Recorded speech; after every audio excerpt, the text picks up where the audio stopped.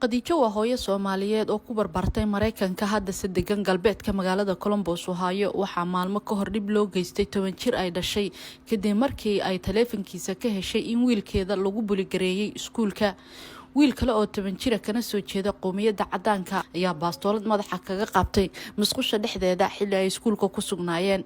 sheekada wiilka Khadijo waa mid dheer waxaana Khadijo kula kulanay gurigeeda si aan wax uga ogaano xaaladda la soo daristay. waxaa sheekadeena qayb ka noqon doona Sheekh Horseed Nuux oo kamid ah mas'uuliyiinta dalada Siko oo ah dalada ku midoobeen masaajidda gobolka Ohio. Khadijo waxaa ku adag ku hadalka luqadda Soomaaliga maadaama ay ku kortay Mareykanka, waxaanse isku daynay in intii karaankeeda ay ku Soomaali. waxaa kamid ah sheekada Khadijo oo ay noo sheegtay in wiilkeeda muddo bil ah uusan taleefanka isticmaalin oo iyadu ay ka haysatay fiidiyowgana ay soo direen wiilasha cadaanka ee dhibka u geystay wiilkeeda. waxaa sheekada sii murjinaya kadib markii Khadijo ay iskuulka kala kulantay cunsuriyad iyo waliba in loo sheegay in haddii wiilkeeda ay u baqayso isla markaana aysan dareemeynin inuu nabad ku helayo gudaha iskuulka ay kala baxday iskuulkaasi. wiil kale oo asaguna madow ah ayaa dhacdadan mid la mid ah lagu sameeyay dhowr bil ka hor isla iskuulkaasi, laakiin maamulka iyo booliiska midna kama jawaabin cabashadii waaridka wiilkaasi. Khadijo ay noo sharaxdo xaaladda la soo daristay wiilkeeda. والله sheekada waxa ku bilaabtay alxamdulillah sheekhaas oo masaajidka Abubakar imaanay because hadii us ahaa lahayn sheekada ma ogaa lahayn, you know, I would have been too late ahaa lahay, and because of that I'm very grateful. Ilaahay ku shukray oo sheekhaas maalintaas noo imaaday. So waxa dhacay maalintaas anoo isku diyaarinayo caruurteeda aan dhahay isdiyaari labada ugu weyn wada 4 caruur aan qabaa oo City Columbus isla deganaay oo Hilliard deganaay kulligeena. labada caruur ugu weyn aan wada rabay masaajidka geeray oo kasoo ka faa'iideystaan sheekha waxa sheegay maalintaas. Before that caruurteeda telefoonka waxaan ka qaaday 1 bil iyo nus ka hor, so telefoonkooda waa iska damiyay meel aan ku xareeyay. And then waxa dhacay anoo oo isdiyaarinayo ciyaarkeygaan dhahay gabadh staff la gabadhii maqsashay u soo gashay ay dhahday hooyo maanta wiilkaaga iskoolka qof oo dilay. And then waxna ma ka dhiganay ani because waxaan dhahay iskoolka isoo wiclaan hadii wax weyn ahaa lahay, but iskoolka ma isoo wicin waxna ma ka dhigan. waxaan dhahay wiil isla dhadheelooyin waay isla ciyaarooyin. So ana isdiyaarino telefoonka soo bixi markii aan shidaba waxaan arkay wiilkay la dhahoyo waan ku dilaynaa muqsasho barin ugu imaaw xabad oo loo soo diray xabad oo wiil oo telefoonka oo waxaan u diray telefoonka dhexdiisa xabadka nagu soo dhacoyo. So wiilkayga waxaan dhahay wiilkan yaan waay maxaa jiro xaastay I don't know mom, I don't know waxa jiro. And waxaan dhahay okay maanta muqsasho maxaa ka dhacay xaastay wiil eedahay waa isdileynaa muqsasho isku dileynaa, but aniga gacanima saarin waa ka socday because wiil oo dagaal ma ka saayas hadii wiilka gacanta saarin lahay si xun u dil lahay, so waa ka socday. So that's the only thing aan ka saay. But xaastay at the same time wiilashan oo message ii soo dirooyin waxa wiil kale oo saaxiibkeyga isdagaaleen. markii isdagaaleen askara loo sheegay, askarta waa imaadeen guriga imaadeen. ana Hilliard aan deganahay laakiin he lives in City of Columbus, but iskoolayaasha Hilliard ay tagaan because district ay ku jiraan, it's Hilliard City School District. So I was shocked. askarta wacay hey, I need somebody to come to my house because waxa very disturbing telefoonka wiilkay loo soo diray. I need somebody as soon as possible. askarta markii imaadeen report ala qoray and everything. markii askar kala tagnay askarta oo sheegay wiilka kale oo la bully gareynay gurigiisa aan taga to find out exactly what's going on, why oo labadaan loo bully gareynayo. wiilka kale keep in mind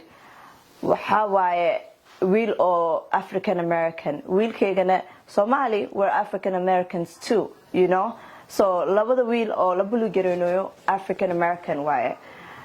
by lawa cadaan wiilal. So wiilashaan oo cadaamanka waxna ma laga sameynin askarta hooyada kale askarna way wacday 1 week ago. She called the police January 21st, 2023. The day I found out was February 1st, 2023. So the kids, even though there was threatening messages or loso dire wiilka kale askarna wax ma laga sameynin wiilyasha wiil iskoolka way aadayeen and you know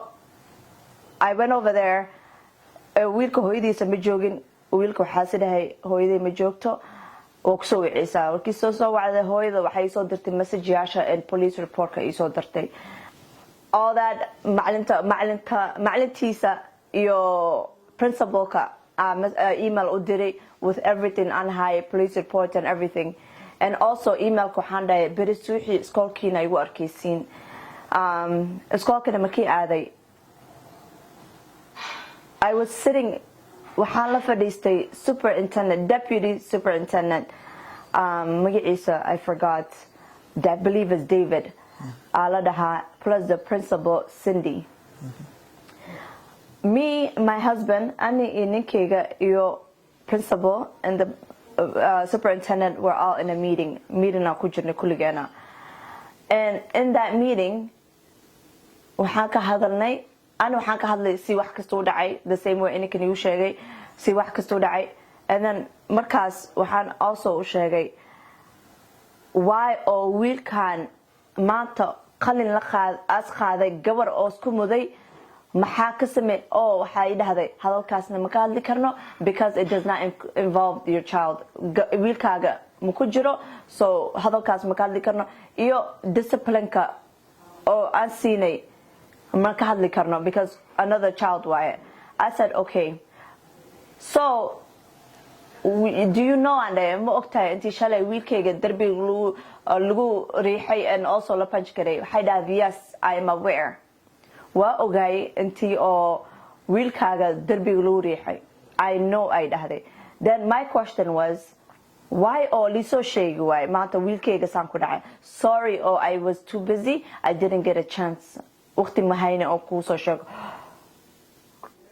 wax badan ay sheegan ba wax oo faa'iido ah oo maanta aan qaadi karo maanta kana maanta wiilkayga oo wiilkan saana lagu sameeyna ma jiro waxna ma ii sheegin so maanta walwalaan ku jira waa u sheegay wiilkayga iskoolka ma imaanayo until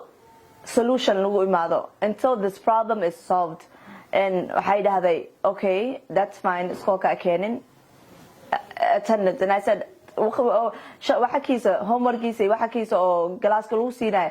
anyways iPad waaye iPad ka dhaxaysa ku sameeyna I'll make sure wiilkayga all the assignments sameeyo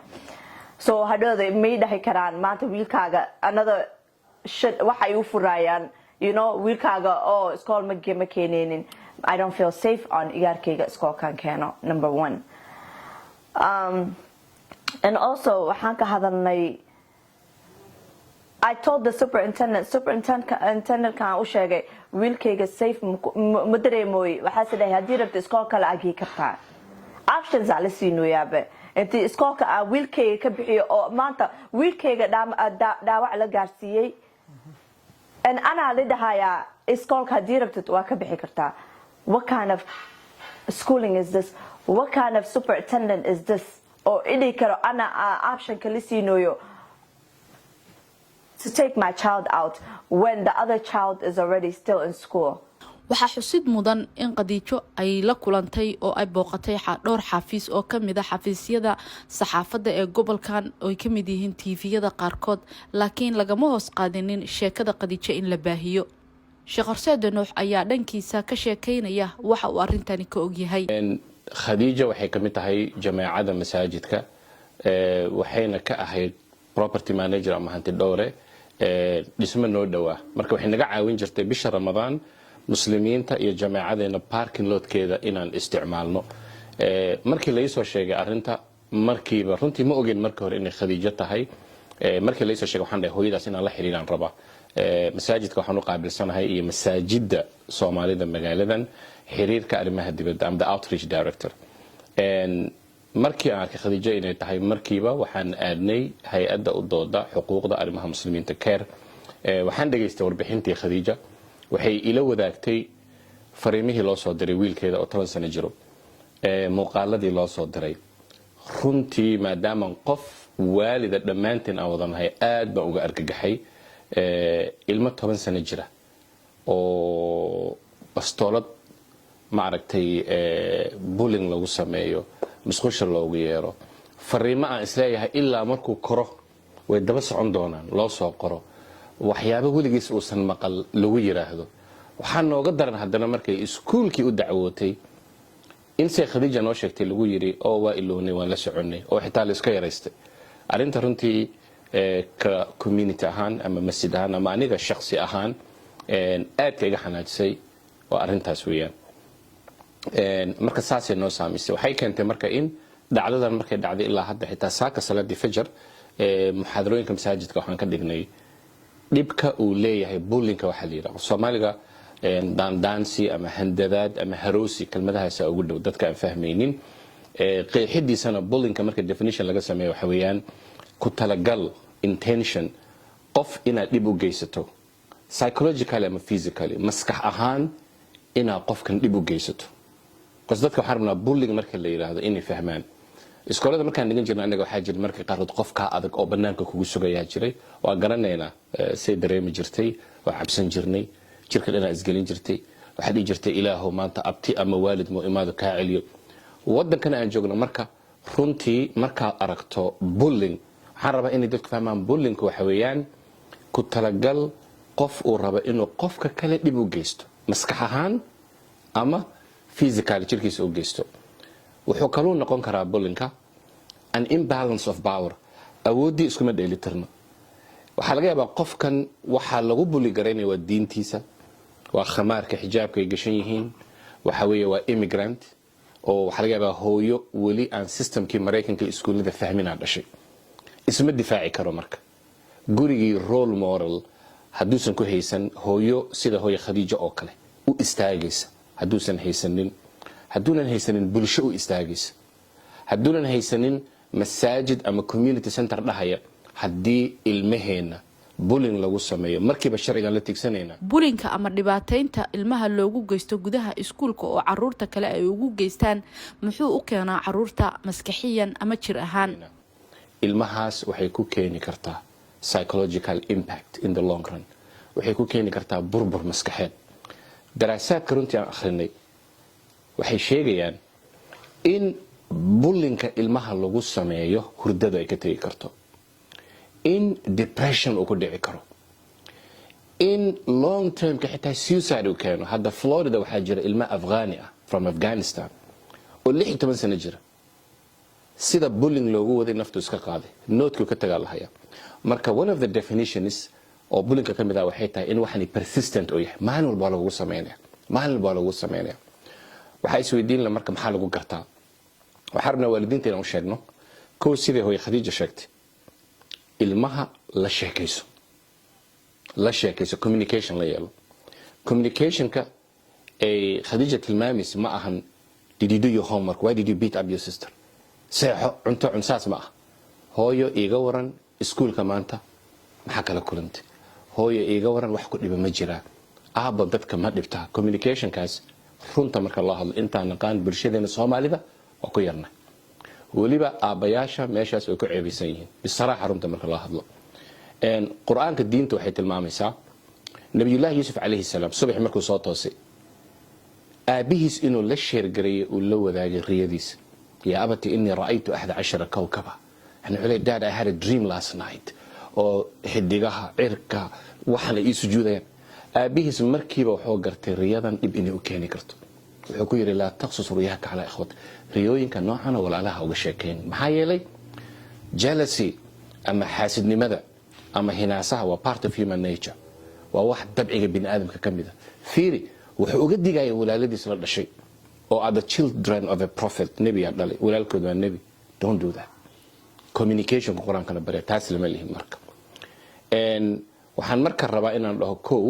definitionka bullying waa saas. fariin adag ayay u direen waalidiinta Soomaaliyeed ee qurbaha ku sugan Khadiija iyo waliba Sheekh Horseed. message-kayga oo hooyooyinka aabooyinka oo u sheegaa waxa waaye ilmihiina fiiriya every way. haddii iskoolka loo dirayo uma leedin maanta ilmaheena iskoola u diroonaa safe ay yihiin because meel aan safe ku nahay ma jiro. always ilmihiina la hadla fiiriya waxay sameynayaan dabeecadooda haddii isbedelo la fiiriyo la hadla. at the end of the day communication wax weyn ah. anika Soomaalidana communication ma haysano. ilmaheena si fiican oo loo hadlayo ma kasino. you know, yes, I would say yes. dadko maanta wadanayaashan kusoo koreen waa nol baray to talk to our communication waxa waaye the biggest factor oo anika inta America kusoo kornay oo nol baray. but waxaa jiro ilmaha around the world, they need to learn to communicate with their child. telephone kooda fiiriya baara wax ay sameynayaan banaanka haddii u dirtid fiiriya la cayaarooyin saaxiibyaashooda yaa waaye telefoonka dhexdiisa maxay ku sameynayaan yaa maanta message u soo dirayo maxaa message-ka marmar go through the messageyaashooda akhri maanta wax xun may ka hadlooyin because maanta I'm a victim but you can be a victim or the suspect oo maanta oo cunugooda wax sameynayo. you know, so make sure every way possible communicate, talk to your kids ilmihiina la hadla and just know what they're doing. waxay sameynayeen ogaada. fariintan waxaan u dareynaa waalidiinta Soomaaliyeed ee qurbaha jooga.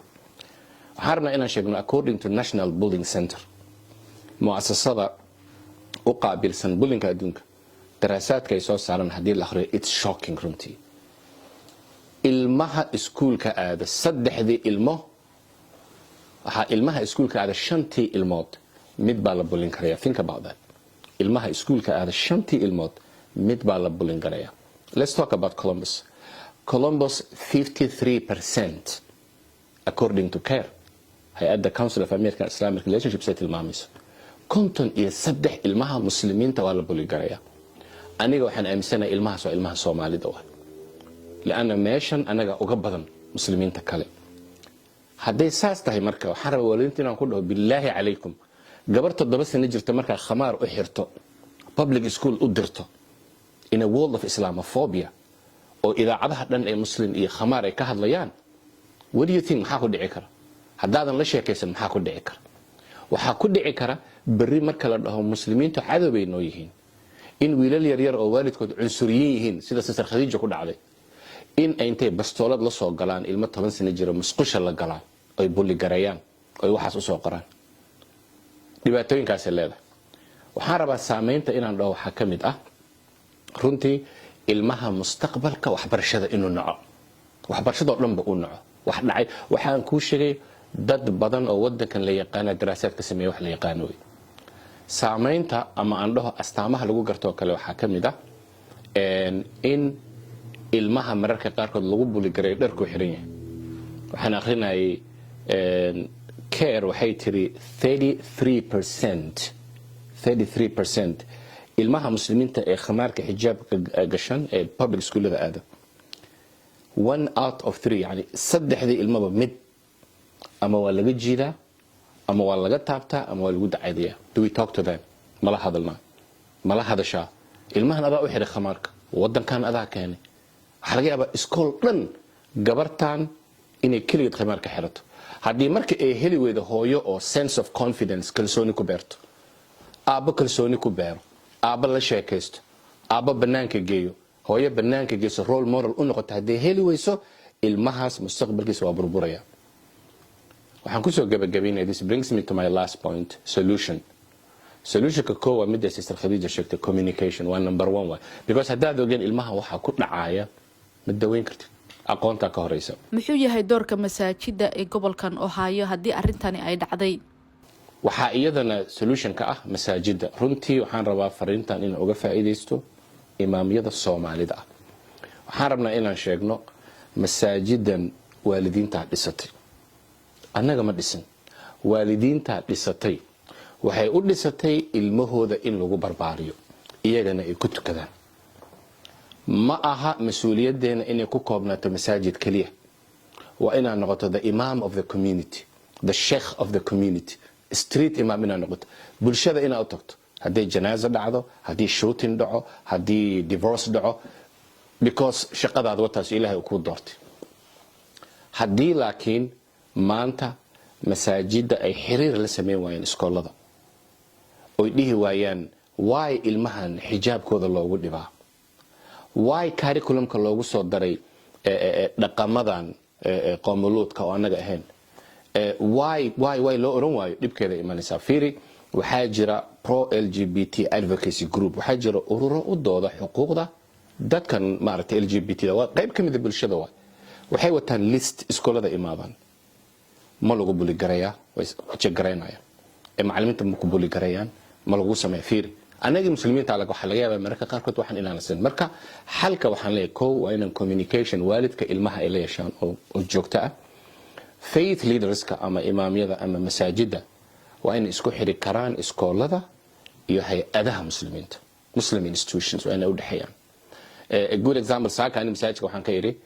يعني خديجة ولكن خديجة permission عن كقاعتي without mentioning her name أنا المجا إذا شيء إن أنا أرنت هذا السمالوي أو قرأت خير الله سيو وحنا جبر ولا شيء ندب كان أكون داعي immediately وانكهر تقني because وين لسه حررت هدا إذا كنا لسه حريري ويسان وإسكع مستان إذا ما عاون كر أبيعش سومالي ذا هو مكاحية كشركينا يحرم إن عنده be part of your child's life المهن نلوشي سقيب كنقو waxaan rabaa inaan sheego aabba waxa jira igu dhaxay 8 sano ilmahayga iskoolku aaday ma aqaani laakiin he knows the name of every Somali politician magaca siyaasiyiinta Soomaaliya dhan uu yaqaana laakiin ilmaha iskoolku aaday ma aqaan waxaan rabaa marka inaan ku soo gabagabeeyo bullying waxa waaye wax burburin kara ilmaheena mustaqbalkiisa caafimaadkiisa futurekiisa waa wax burburin kara maxaan ku dhahaa hankiisa America waxa la wada land of opportunity wax opportunity oo jiray male hadaan laga hortagin fariintan dhacdada walaashin Khadija ku dhacday waxay tusaale u tahay waalid kasta oo ku nool North America Europe Australia meel walba in loo wada istaago bullyingka taariikhda America waxay ku saleysan tahay inay istaagto xuquuqdeeda istaagto historyga America dib u baro dadka madowga maanta meeshay joogan inay madaxweyne wadankan ka noqdaan bariya kuma imaanin they paid the price dadkan yes waa ka soo horjeednaa qoomuluudka la dhaho we have to be honest waa dad aan ka soo horjeednaa anaga dhaqankooda because diinteena ma waafaqsano laakiin habeen iyo maalin waxay u taagan yihiin inay xuquuqdooda u dagaalamaan whatever they believe maanta waxaa la dhahaa they are less than 2% laakiin waxay leeyihiin 25% media coverage wayna ka badan doonaan America waxa la dhaho conspiracy theory ma jirto you work hard ina istaagto way community ahaan waxaan dhihi lahaa bulshadeena marka haddaa ku fiirsato qof kale waxaan inuu ku dhaco for example walaashin Khadija ku dhacday haddii la dhaho gabar Soomaaliyeed saan ku dhacday ma adiga kugu soo socota waa ina hadda ka hortagto oo inta soo raadisay iyada ku dhaxdo garab istaagto idaacadaha la xiriiro talaabo aan ka qaadno tusaale waxa walaalkeen Allahu naxariiso Sheekh Maxamed Xasan markii la dilay bulshadeena dhan way isku soo baxday waxay noqotay mayorka inuu noo yimaado dadka in noo yimaadeen idaacadaha dhan laga soo daayo waxa keentay unity reer Columbus ay sameeyeen ba markii keentay waxaan rabaa marka inaan dhaho waalid kaliya kuma filno masaajidan dhisanay waxaa jira magaaladan intaas oo organization oo magaca bulshada Soomaalida ee caruurta grant lagu siiyo we have to be honest iyo in la isku yimaado marka meel looga soo wada jeesado waxaan la gudboon marka a unified effort dadaal isbiirsade oo la isu geeyay in looga soo dago inuu qofka dhaho inta ilma Soomaali muslim saas lagu sameeynayo nabad kuma seexanay because bari aday kugu dhacaysa mas'uuliyaddaas aan saaran iyo xuquuqdeena u dagaalan waxaa xasuusin mudan haddii wiilka Khadiijo uu ahaan lahaa qofka dhibka geystay in loogu yeeri lahaa argagixiso iyo wixii la mid ah, laakiin iminka aan Khadiijo weli laga hoos qaadin dhibaatada wiilkeeda loo geystay, booliska xataa aysan weli ka soo bixinin jawaab degdeg ah. arrinta Khadiijo ku dhacday hadday noqon lahayd vice versa oo wiilka Khadiijo oo isaga bullying ku sameyn lahaa cadaanka terrorist ugu wici lahayn maanta adduunka dhan isugu yeeri lahayn wiil muslima diintiisa la keeni lahaa magaca la iska iloobi lahaa hoysna la iska iloobi lahaa diinta la keeni lahaa waxa la dhihi lahaa a Muslim child waa la imaaday xaggaas aan aadi lahayn. This is America marka waxaan rabnaa bulshadeena inaan dhahno taan fadhiga ka kacno in arrintan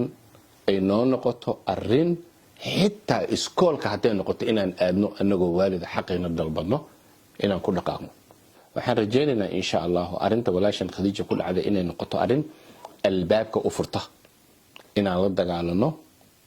cudurkan la dhaho bullying. runtii ani waxay soo korisay hooyo single mother. I take it very serious and personal. marka hooyo ilmaheeda waxaas lagu sameeyo waxa iiga sii daran iskoolka markuu dhaho waa iloon inaan ku soo wacno ama waan ogeyn ama waxaas oo kale. haddaba waalid muhiimadda adiga ku saarani waa inaad ka warqabto caruurtaada isla markaana aad la sheekaysato waxbarashada kadib marka guriga ay ku soo laabtaan iyo waliba in aad caruurtaada ugu caqli celiso in aysan qarsanin dhacdooyinka kaga dhaca goobaha waxbarashada si ay ula wadaagaan waalidka iyo walaalaha kale ee ku kalsoon yihiin loogana caawiyo dhibaatada la soo darsi karta maskax ahaan maadaama bullyingka uu yahay baad dhibaato loogu geysto caruurta gudaha iskuulka ama ka xoog weyn waxa Soomaalida ay ugu yeerto oo caruurta markaasi caruurta kale ay ka cabsadaan ay waxa ay rabaan ay ku sameyn karaan. ugu dambeeyna nala wadaag hadii ay jirto sheeko ku dhacday caruurtaada meel kasto aad ku sugan tahay nagala soo xiriir ciwaanadeena Facebook oo ka eego bogeena fariin noo soo dir waanu gudbinaynaa sheekadaada.